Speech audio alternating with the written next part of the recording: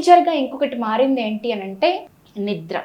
మనకు తెలుసు early to bed early to rise అని చెప్పి. ఈ రోజున ఎన్ని గంటలకి మనం నిద్ర లెగుస్తున్నాము? సో మన బాడీకి ఆర్గాన్ క్లాక్ ఉంటుంది.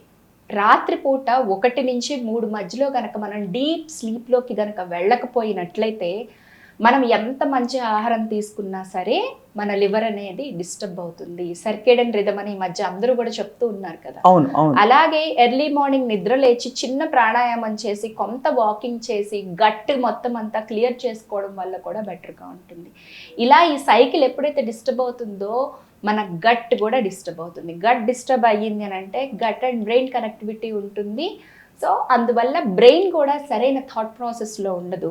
మనం చేసే వర్క్లో ఖచ్చితంగా క్వాలిటీ తగ్గుతుంది. ఇలా ఎన్నో రకాల పారామీటర్స్ మనం మన పూర్వీకుల నుంచి తీసుకున్నది కాకుండా ఇప్పుడు పాశ్చాత్యంగా మనం ఏదైతే తీసుకుంటూ ఉన్నామో అది మన కాలమానానికి మనకున్న క్లైమాటిక్ కండిషన్స్కి వీటికి కూడా సెట్ అవ్వదు. ఫర్ ఎగ్జాంపుల్ ఫుడ్ ఖచ్చితంగా వెస్ట్రన్ ఫుడ్ మీరు అంటున్నారు. వెస్ట్రన్ ఫుడ్ ఈ రోజున పిజ్జా బర్గర్స్ తినని వాళ్ళు ఎంతమంది ఉన్నారు చెప్పండి.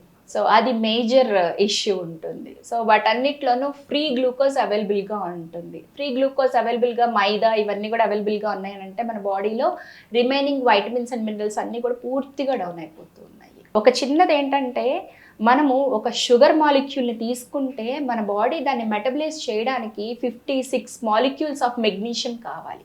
ఓహో.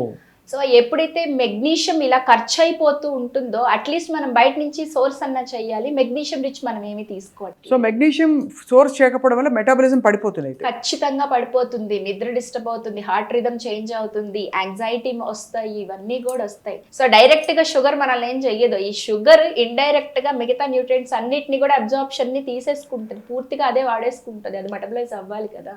సో అలాగా డిఫరెంట్ పారామీటర్స్ అన్ని కూడా ఉన్నాయి. అందుకనే ఫుడ్ ఎలా తింటున్నాము అనేది ఖచ్చితంగా జాగ్రత్తగా చూసుకోవాలి. అందుకే హెల్దీగా ఉన్న ఇండియా ఇప్పుడు అన్హెల్దీగా మారిపోయిందంట. ఖచ్చితంగా, నో డౌట్.